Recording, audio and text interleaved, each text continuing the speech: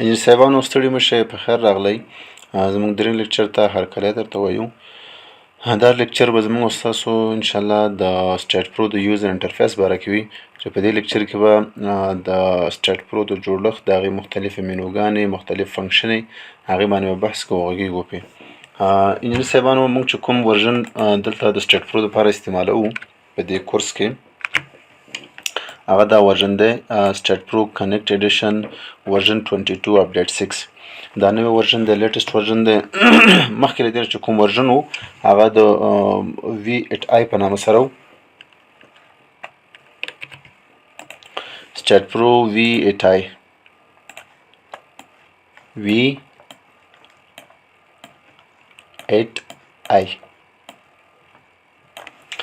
شاید زموږ ډېرو ملګرو سره به دا ورژن ورسره وي. د دې ورژن د V8i او د دې ورژن په منځ کې یو څه اندازه تفاوت هغه په یوزر انټرفیس کې شته دی، یعنې د هغوی څه ناڅه مینوګانو کې دغه راغلی، چینجز پکې راغلی دي. نور هغه ورک فلو او ساختمان د دغه چې دی د سافټویر تقریبا یو شان دی، دومره تفاوت پکې نشته دی.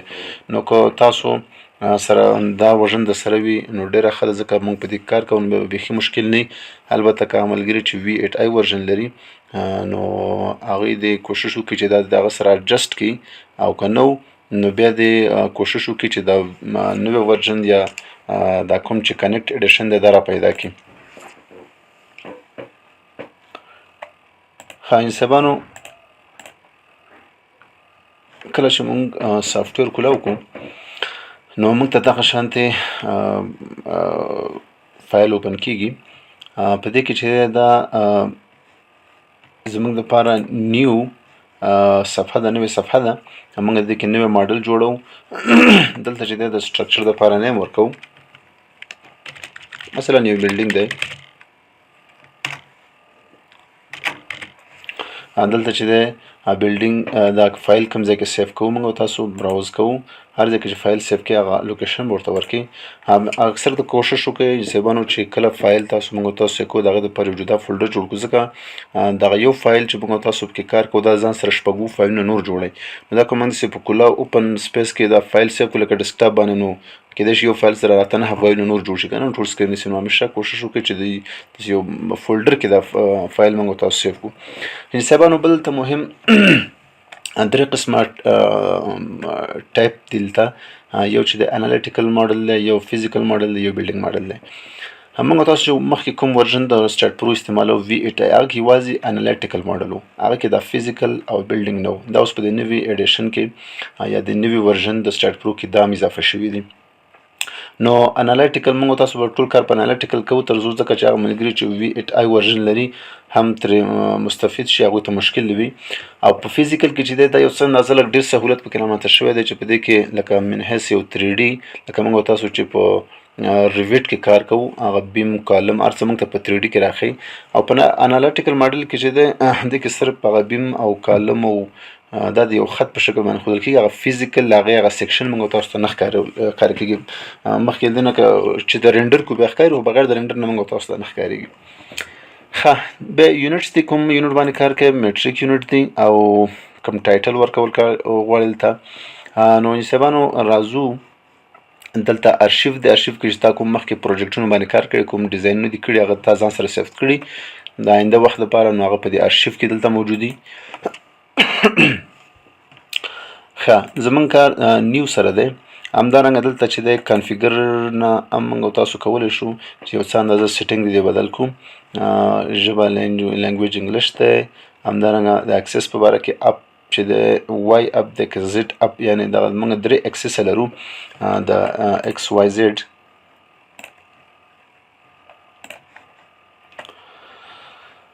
زموږ 3 اکسس دي، یو د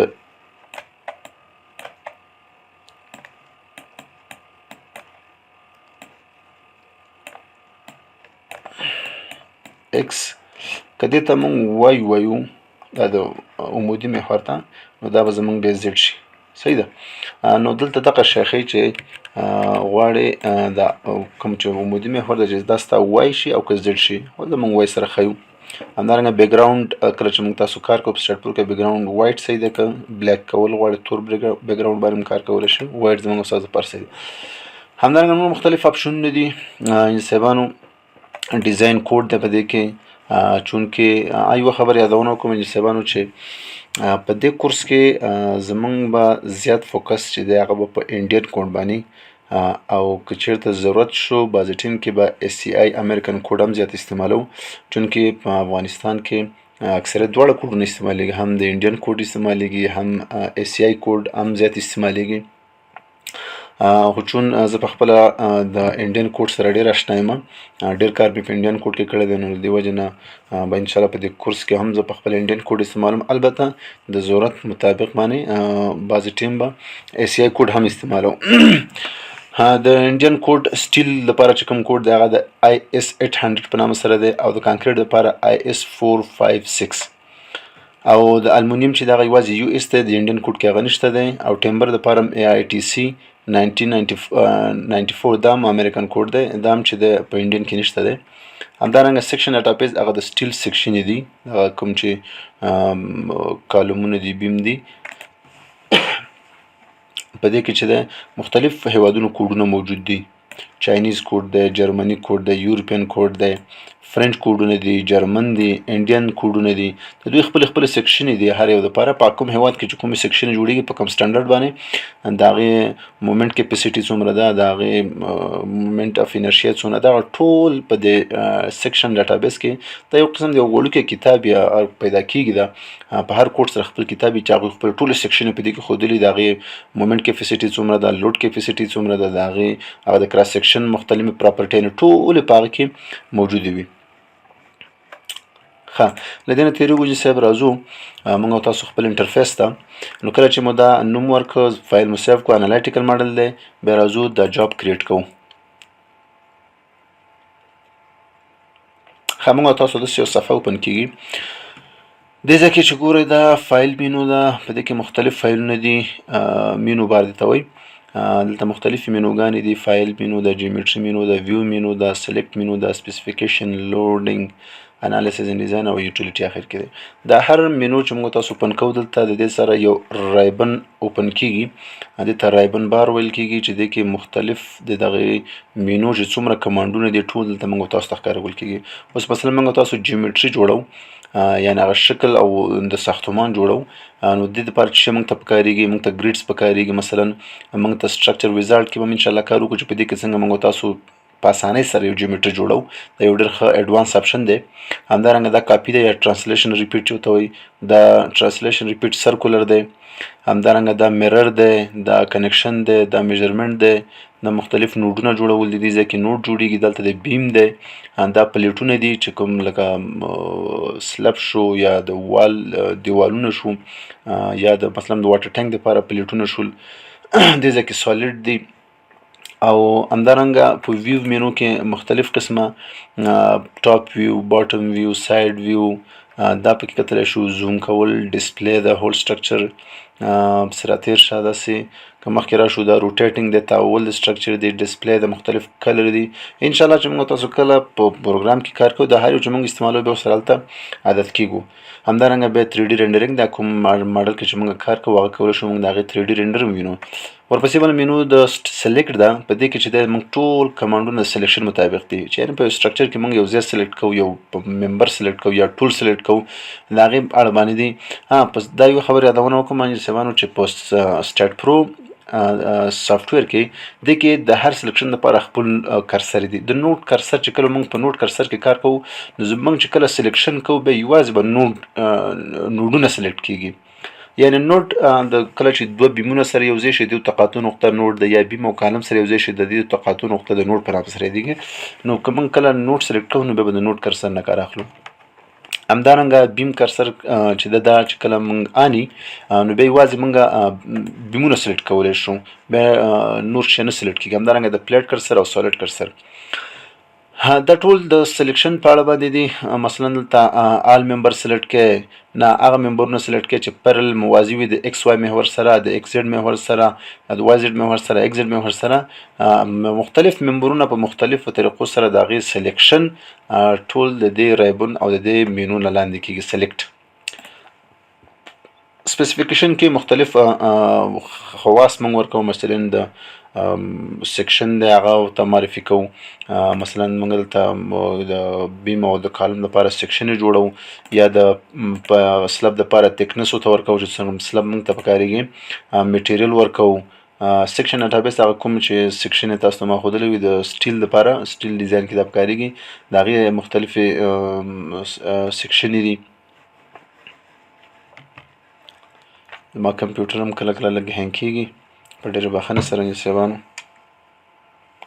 دی ګوره مختلفې سیکشنې دي کې دی اس شیپ دی، ایچ پی شیپ دی، بی شیپ دا خو امریکن دي. که موږ انډین ته راشو آی دی، چینل دی، ډبل انګل دی، ګوره آی شیپ دی، ایم شیپ دی، ډبلیو شیپ دی، ان پی بی شیپ دی، ډبلیو پی بی شیپ دی، ټي شیپ دی، چینل دی، انګل دی، ټیوب دی، پایپ دی. دې کې هر یو کې به مختلف سیکشنې دي، مختلف تکنس باندې دي. ښه، نو دا ټول په سپیسیفیکیشن کې کېږي. دې ځای نه دلته موږ کولی شو ګوره ډاټابیس همدغه دغه دی سیکشن ډاټابیس دی. پریزماټیک چې دی دا هغه سیکشنې دي چې مستطیل شکله وي، او ټیپرډ هغه دی چې یو طرف د بیم مقطع سیکشن وړوکی وي، بل طرف ته غټ وي. نو هغه چې دی مثلا داسې یو بیم که موږ ولرو،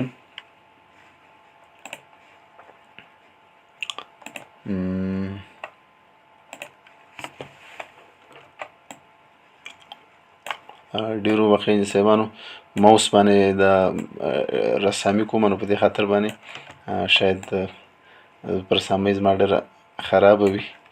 مثلا د دې دا سیکشن چې دلته وګوره غټ دی او دلته وړوکی دی. دغسې ممبر چې کومي دې ته موږ ټیپرډ ممبر ویل کېږي.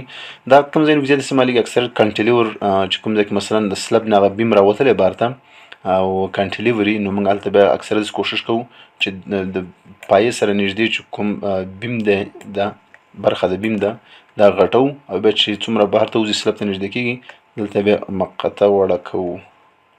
دې ته ټیپرډ ممبرز ویل کېږي. ښه، همدارنګه مختلف نور کمانډونه دي. دا د ګوره پلیټ تکنس دی، کانسټانټس دي، نوډونه دي، بیم دی، سپورټ دی، کنفیکس سپورټ، پینټ سپورټ، کسټم خپل یو سپورټ برابره، رولر سپورټ برابره، فاونډیشنونه دي. انشاءالله به د کورس په دوران کې چې کله موږ دا استعمالو بیا دې باندې به مفصل بحث وکړو. همدارنګه ورپسې بل چې دی لوډینګ دی. دې کې مختلف قسمه لوډونه موږ په ممبر باندې اچوو، که هغه د فلور لوډ دی، که هغه د ممبر لوډ دی، مطلب پوینټ لوډ دی، یو ډي ایل دی، یونیفارم ډسټریبیوټډ دی، ټرینګولر لوډ دی. مختلف قسمه لوډونه موږ تاسو په دې ځای کې اچوو. همدارنګه وینډ لوډ، سنو لوډ، سیسمیک لوډ، مختلف قسمه انالیسیس دی، پوش اوور لوډ دی، ویکل لوډ دی، ډایرکټ انالیسیس. همدارنګه ټایم هیسټري انالیسیس دی، ټایم هیسټري لوډ دی. انجی صاحبانو دا اکثریت په سیسمیک انالیسیس کې دا استعمالیږي. دې ته ټول ډاینامیک انالیسیس ویل کېږي، چې موږ تاسو چې کوم ډیزاین کوو د ګریویټي لوډ دپاره او د دغه لوډ دپاره، مثلا که زلزلې دپاره موږ چې انالایز کوو، نو چې کله په لاس باندې موږ تاسو انالایز کوو، اکثریت دغه که د زلزلې انالایز هم وي، هغه هم زموږ او ستاسو ډاینامیک انالیسیس نه کوو، موږ سټاټیک انالیز کوو. ځکه موږ لوډ راخلو، لوډ محاسبه کوو. د زلزلې د وجې نه چې کوم لوډ په سټرکچر باندې راځي، هغه لوډ محاسبه کوو، په هر چت باندې یا هر فلور باندې هغه تقسیم کوو، او بالکل د سټاټیک لوډ په طور باندې هغه موږ تاسو په بلډینګ باندې اچوو.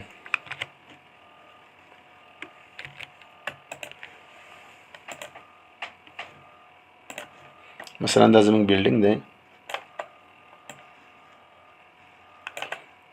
دا ګراوند دی، صحیح ده.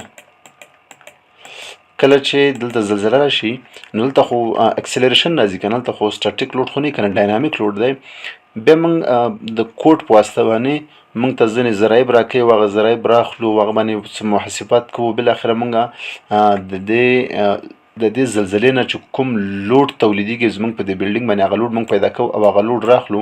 د هر فلور دپاره بیل محاسبه کوو او بیا په هغه من حیث لکه یو هاریزونټل لوډ منګه په دې بلډینګ باندې صرف دا لوډ وراچو. یعنی موږ داسې فکر نه کوو چې زلزله ده، موږ داسې فکر کوو چې دلته بس لکه یو هاریزونټل لوډ یو څه شی دې باندې زموږ بلډینګ باندې فشار راوړي او زموږ فشار دا بلډینګ چې دی ډیفلیکټ کوي داسې. صحیح ده. نو دا ټول سټاټیک انالیسیس دی، خو دا دومره دقیق نه دی چونکې ځکه زلزله چې دغه سټاټیک نه دغه ډاینامیک ده. نو اکثریت د غټو بلډینګونو های رایز بلډینګونو لپاره چې کله موږ د سیسمیک انالیسیس کوو، سیسمیک ډیزاین کوو، نو هلته اکثریت موږ چې دی د دې ټایم هیسټري انالیسیس نه کار اخلو چې دا ډېر زیات دقیق دی. او یا موږ تاسو د بل انالیسیس چې دغه ریسپونس سپیکټرم انالیسیس دی، هغه هم ډاینامیک انالیسیس دی چې هغه موږ پیدا کوو. یا د پوش اور انالیسیس کوم چې دلته دا راغلی دی، د دې نه کار اخلو چې دا ټول پرفارمنس بیس ډیزاین کې استعمالیږي. ان شاء الله د اصطلاحات سره به وروسته موږ تاسو بیا اشنا کیږو، ورو چې مخکې لاړو. بعض اصطلاحات انجینر صاحبانو په ډېرې زیاته بخښنې سره چې پښتو کې ورته ما چې دقیق زه خپله پښتو کې کمزور یم، مناسب لغات مې ورته پیدا نه کړل، نو دې وجې نه هغه لغات زه په انګلیسي کې استعمالوم. او چون دا د انجینرۍ لغات ان شاء الله موږ تاسو ټول به سره اشنای، او که بیا هم اشنا نه وي کوم ځای کې مشکل و، نو انجینر صاحبانو زموږ د واتساپ نمبر تاسو سره وي، هغه د ګروپ د لارې نه یا زما خپل شخصي واتساپ نه هر وخت موږ ته میسج کولی شئ چې هر مشکل ان شاء الله رسیدګي به ورته کوو. ښه، بیا انجینر صاحبانو د دې نه وروسته د لوډینګ نه وروسته بیا زموږ ستاسو ګوره دا یو مسلسل ډول سره ګوره اول جیومټري وه، په جیومټري کې موږ تاسو هغه د ساختمان مختلف ممبرونه جوړو، بیا ویو دی مختلف قسمه هر اړخ نه لیدلی شي، هغه نه وروسته سلیکټ ده، که څه ایډیټ پکې کول غواړئ، کوم شی سلیکټ کول غواړئ، ډیلیټ کول غواړئ، اضافه کول غواړئ. هغه نه وروسته بیا سپیسیفیکیشن و چې په سپیسیفیکیشن کې موږ دغه بیم ته مقطع ورکوو، کالم ته مقطع ورکوو، سلب ته تکنس ورکوو، فاونډیشن ورکوو، دا کار وکړو. هغه چې موږ هغه نه وروسته بیا لوډینګ دی، لوډ پې اچول کېږي، او چې لوډ موږ کوو هغه نه وروسته بیا انالیسیس دی، انالایز کول شروع کېږي. په انالیسیس کې صاحبانو دې ځای کې چې دی کله چې موږ لوډ ورکړه هغه لوډ انالایز کوو، مختلف کمانډونه چې دی هغې دپاره موږ جنریټ کوو. لوډ ډیټا ده، سټیټیک چک دی، سټیټیک لوډ دی، موډ شیپ دی، بوت ټول دا ټول پرنټ کوو، انالایز کوو، او د هغې په نتیجه کې موږ تاسو چې کله انالایز وکړو شیر فورس، بینډینګ مومنټ او دا ټول شیونه موږ تاسو ته لاسته راځي. بیا د دې ځای نه د پوسټ پروسیسینګ د لارې نه موږ بیا هغې ته داخلیږو او مختلف چې کوم شی زموږ په کار وي هغه موږ تاسو پیدا کوو. نو دا انالیسیس برخه کې دا چې کله انالیسیس وشو، یعنی په ممبر کې زموږ تاسو شیر فورس، بینډینګ مومنټ او ډیفلیکشن پیدا شو، نو زموږ تاسو کار خو نور اسانه شو. نو بیا هغه نور موږ تاسو ډیزاین کوو. کمپیوټر چې دی بیا ډیزاین ډېر زر کوي، په ضرب د 1 سکند کې یا ضرب د 2 سکندو کې مکمل 2-3 منزله بلډینګ چې دغه تعالی ډیزاین کوي، ځکه هغه سخت کار د انالیسیس دی، هغه چې خلاص شو بیا نو ډیزاین اسانه دی. او دا وروسته یوټیلیټیز دي چې په دې کې هم مختلف کمانډونه دي، یونټ کنورټر دي، کالکولیټر دی. پکې یو شی دلته دا کمانډ فایل انسبانو یو خبره ده چې ګوره موږ چې کله سټرکچر خپل جوړو په سټیټ پرو کې موږ تاسو د یوزر انټرفیس استعمال دي د کوم طریقه باندې چې موږ تاسو سکار کوو د یوزر انټرفیس میتود ویل کیږي. صحیح، ځکه موږ ته مخامخ سافټویر ښکاري او په دماغ سره موږ زو مخ ته ممبر موږ ته لیکل شوی د ممبر راخلو دلته جوړو، مثلا دا د کالم راخلو کالم جوړو، بیم راخلو بیم جوړو، سلب راخلو سلب جوړو، یعنی هر څه موږ ته مخامخ کاریږي کنه دلته کار پکوو. دلته یوزر انټرفیس میتود ویل کیږي. یو داسې هم کېږي چې د کوډینګ د لارې نه د کوډ د لارې نه ته د خپل سټرکچر جوړ کړې، یعنی لکه څنګه چې د هغه ملګري چې هغوی د کمپیوټر ساینس انجینرینګ سره اشنا دي هغوی په دې باندې پوهېږي چې د هر پروګرام تر شا یو غټ کوډ موجود دی. یعنې دا موږ چې موږ تاسو دلته څه شی نو د دې تر شا چې د دې سټارټ پرو هغه کوم بیس فایل دی هغه وکتل شي، نو دې تر شا ډېر غټ کوډینګ موجود دی، ډېر غټ کوډ شوی دی. دغه شان موږ چې هر سټرکچر دلته کوم کار کوو د اتوماتیک سټارټ پرو چې د هغې لپاره کوډ جوړوي، او کوډ چې دی موږ تاسو مقصد دا دی چې دلته کوډ موږ ته ښکاري. اوس مثلا که دلته دا کمانډ فایل وګورم شاید ما سره اوس هېڅ شی نه وي، ځکه چې دلته هر څه صفر دي، هېڅ شی نه لري. ګوره سټارټ جاب مې شروع کړی دی،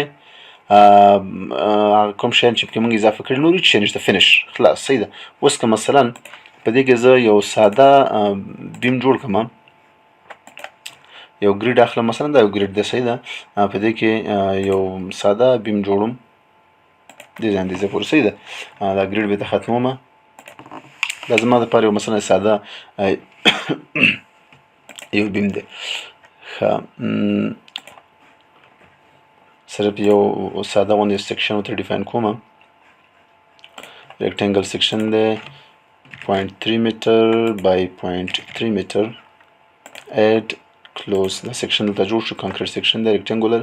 دا ځای اساین کوم دی بیم ته، چونکې یو دانه دی نو اساین ټو ویو. یس، بیا انشاءالله دې باندې وروسته بیا بحث کوو، بیا انشاءالله بیا پرې پوهېږئ. دا زما بیم سیټ شوه. که د دې زه 3D رینډر وګورم،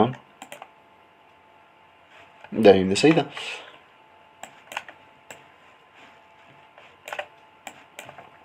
اوس که زه بیرته لاړ شم هغه کمانډ فایل ته، دا وګوره څومره هغه کار چې ما کړی د هغه هر یو دپاره کوډ جوړ شو. دلته چې ما دوه نوډونه جوړ کړل اوله کې، یعنې کله چې یو دا نوډ و دې سر کې، دلته ګوره نوډ دی. که زه لاړ شم سلیکټ ته او نوډ کرسر سلیکټ کړم، نو یو دلته دا نوډ دی او یو دا نوډ دی، صحیح ده. دوه نوډونه موږ لرو، دوه نوډونه موږ جوړ کړل. نو د دې نوډ کوارډینات او د دې نوډ کوارډینات دلته ګوره د دې کوډ په ذریعه باندې داسې جوړ شوي دي. جوینټ کوارډینیټس 1020 او بل چې دی 2520، صحیح ده. هغه نه وروسته بیا د دغه نه څه شی مو وکړل، د جوینټ نه وروسته بیا ممبر انډیسیز، هغه ممبر لاین مې کش که صحیح شوله. هغه نه وروسته بیا ډیفاین ما میټیریل وکړم، میټیریل ډیفاین سټارټ شو. ایزوټروپیک میټیریل دی کانکریټ، د هغې الاسټیسیټي ماډلز اف الاسټیسیټي دومره دی، پویزن ریشیو دومره ده، ډینسیټي دومره ده، الفا انګل دومره ده، ډمپینګ ریشیو دومره 0.05. همدارنګه ماډلز اف ریجیډیټي چې ده دومره ده، ټایپ چې دی کانکریټ دی، strength FCU دی دومره، او end define material member property دومره. یعنی هغه ټول کارونه چې ما هلته کړي دي هغه ما دلته په کوډ کې راته راښیي. یعنی په دې معنا باندې که یو سړی وغواړي چې یاره بغیر د نه چې زه یوزر انټرفیس استعمال کړم، دلته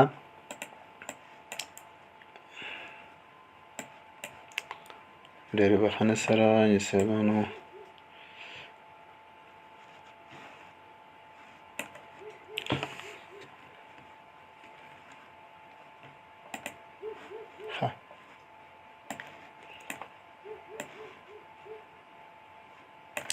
بغیر د نه چې زه دلته دا یوزر انټرفیس استعمال کړم، لکه دا په دې طریقه باندې، یعنې دغه د کوډینګ د لارې نه، کمانډ فایل د لارې نه هم زه کولی شم چې دا خپل بیم او سټرکچر جوړ کړم. نو صاحبانو دغه و د یوټیلیټیز په اړه باندې. دا نو په عموم کې په دغه ترتیب سره موږ او تاسو به دې ځای کې چې د ورک فلو ده، دې ځای کې چې دا ګوره ټب مینو ده، ټب بار دی، چې په دې ځای کې هغه کارونه چې موږ دلته کوو همدلته په مسلسل ډول باندې شته دی. ګوره جیومټري ده، پراپرټیز دی، میټیریل دی، سپیسیفیکیشن دی، سپورټ دی، لوډینګ دی، انالیسس اف ډیزاین. په ترتیب ډول سره دغه کارونه موږ او تاسو کوو چې کله یو تعمیر ډیزاین کوو. دې طرف نه ګور دا زمونږ ورک فلو د دې طرف نه شروع کیږي او داسې زو زو زو زو بالاخره ډیزاین ته رسیږو. اول چیک او جیومټري جوړو، بیا مختلف پراپرټي ورکو، بیا میټیریل ورکو، بیا سپیسیفیکیشن ورکو، بیا ورته سپورټ ورکو، بیا ورته په لوډ اچو، بیا انالایز کوو او هغه نور څه به ډیزاین کوو. دا زمونږ تاسو ورک فلو ده، یعنې زمونږ تاسو ټول کار په دې ځای کې دی. یو ځل تاسو پریکټس شروع کړئ، یو ځل د سافټویر سره تاسو آشنا شئ، نو دا ډېر ساده او بسیط سافټویر دی، ډېر اسانه باندې انشاءالله موږ تاسو به دا زده کوو. خو صرف دومره ده چې په مفهوم او کنسپټ باندې باید پوه اوسېږو، ځکه چې کله ته په صحیح مفهوم باندې پوه نه شې، ته به بیم انالایز کوې، تا ته پته نه لګي چې ستا انالیسس صحیح دی که غلط دی، ستا دا ریزلټ صحیح دی که غلط دی. شاید ته داسې بلډینګ دی ډیزاین کړی چې مکمل غلطي، تا ته بل ته هېڅ غلطي نه ورکوي، خو ستا هغه به غلطي، هغه په دې وجه چې ته به هغه کنسپټ باندې نه پوهېږې، ته به په مهم نه پوهېږې. انشاءالله بعضې موضوعات دي هغه به زه بیا په دوران د کلاس کې هغه باندې بحث وکړو چې لوډ ترانسفر میکانیزم دی چې لوډ څنګه انتقالیږي ولې موږ تاسو میشن کوو یا فاینټ الیمنت میثود چې موږ تاسو استعمالوو هغه ته موږ ته څه په درد خوري په دې ځکه موږ تاسو ولې میشن کول د وړو ټوټو باندې د سلب تقسیمو د بیم تقسیمو بیا د لوډ څنګه انتقالیږي د سلب نه بیم ته څنګه ځي د بیم نه بیا کالم ته د کالم نه بیا فوټینګ ته څنګه ځي نو که په دغه میکانیزم باندې پوه نه اوسېږو نو موږ تاسو پر به د کافي اندازه مشکل چې موږ تاسو په دې پوه شو چې زما ریزلټ صحیح دی که غلط دی نو ان شاء الله موږ تاسو به د کورس سره په بعضې مفاهیمو باندې بحث کوو موږ تاسو غواړو چې یو تکړه سټرکچر انجینر جوړ شو په یو حقیقي ډول باندې موږ یو سټرکچر انجینر جوړ شو نو ان شاء الله د دې برنامه هدف او مقصد دا دی هغه ورنه چې زموږ تاسو د څلورم سیم محصلین دي د دریم سیم محصلین دي یا د انجینرۍ نه فارغ دي او غواړي چې په سټرکچر انجینر باندې ځان پوه کړي دوی وکولای شي چې حد اقل په خپل ماحول کې په یو کمپنۍ کې دوی د دې قابلیت ولري چې یو 2 منزله بلډینګ 3 منزله بلډینګ 4 منزله بلډینګ څنګه په اسانۍ سره ډیزاین کړی شو په حقیقي ډول باندې چې هغه سره ریزلټ هم صحیح ته مطمئن اوسېږي دا څنګه کولی شي ان شاء الله دا ټول موږ تاسو په دې کورس کې زده کوو یو خبره بل انجین صاحبانو چې ان شاء الله چون کې دا یو بیسیک پروګرام دی او د سه بیګینینګ پروګرام دی په دې کې موږ تاسو صرف تر دغه ځای پورې ځو چې ټول سټاټیک انالیسیس وکړو مطلب دا چې دغه G+2 بلډینګ چې دی د هغې ډیزاین او انالیسیس دی د هغې فاونډیشن ډیزاین دی او بیا د هغه نه وروسته د هغې ډیټیلینګ کول دي مختلف سیکشنونه جوړول دا به زموږ ستاسو مین کاري او ان شاء الله چې مخکې لاړو لکه بیا ژوند باقي و د دې نه وروسته بیا موږ ته الله ژوند راکړی و فرصت پیدا شو بیا به تاسو ته یو بل پروګرام باندې کار کوم په همدې سټارټ پرو کې ان شاء الله بیا به موږ تاسو لږ مخکې ځو ایډوانس پروګرام به کار کوو نو په هغې کې به موږ تاسو بیا سیسمیک انالیسیس کوو د مختلف ټاورونو 20 منزله بلډینګ 15 منزله بلډینګ 10 منزله بلډینګ د هغې ډاینامیک انالیسیس به کوو چې څنګه موږ ډاینامیک انالیسیس کوو څنګه موږ ته حقیقي ریزلټ موږ ته پکار دی څنګه چې په انډسټري کې ضرورت د هغه شانتي ریزلټ موږ ته پکار دی یو خو داسې صاحبانو چې موږ تاسو په کورسونو کې صرف هغه پروسیجر زده کوو لوډ واچوه دا وکړه دلته لاړ شي دې دا وکړه خو ولې هغه حقیقي بیا هغه موږ تاسو په هغې مطمئن نه یو هغه بېرته په بازار کې نشو استعمالولی بېرته په کمپنۍ کې هغه نشو استعمالولی که موږ ته څوک ډیزاین په هغې باندې وکړو موږ پرې مطمئن نه شي یاره دا څه شی دا به صحیح که غلط به نو ان شاء الله د کورس نه وروسته که ژوند او فرصت بیا به د یو 15 منزله بلډینګ ته مې پروګرام دی ان شاء الله د هغې مکمل حقیقي ډیزاین د ابتدا نه اوله تر اخره پورې او د سیسمیک انالیسیس همدارنګه هغه کوم چې ایډوانس فنکشن دي لکه ډاینامیک انالیسیس چې دی هغه د همدارنګه ټایم هیسټري انالیسیس د سټاټیک پوش اوور انالیسیس دا ټول هغه مفاهیم دي چې ان شاء الله انسانانو موږ تاسو به سره عادت کیږو موږ تاسو به دا زده کوو او په دې باندې به کار کوو نو دا لیکچر تر همدې ځایه پورې و دا یوزر انټرفیس و د نه وروسته به ان شاء الله پر روان لیکچر کې موږ تاسو نور پروګرام کې خپل کار شروع کوو او د یو ساده بیم د انالیسیس نه به شروع کوو مختلف قسمه لوډونه هغه نه وروسته یو ټرس انالیسیس به شروع کوو بیا هغه نه وروسته یو فریم انالیسیس کوو هغه نه وروسته چې کله په دې باندې پوه شو نو بیا موږ تاسو مستقیما خپل بلډینګ ته ولاړ شو چې هغه 3 منزله د کور ډیزاین دی او د هغې مختلف پلانونه چې کوم ما سره دي سیکشن دي هغه به تاسو سره شریک کوم په هغې باندې کار کوو او ان شاء الله مخته به ځو نو نور مو په لوی الله باندې سپارم ښه وخت ولرئ السلام علیکم ورحمة الله وبرکاته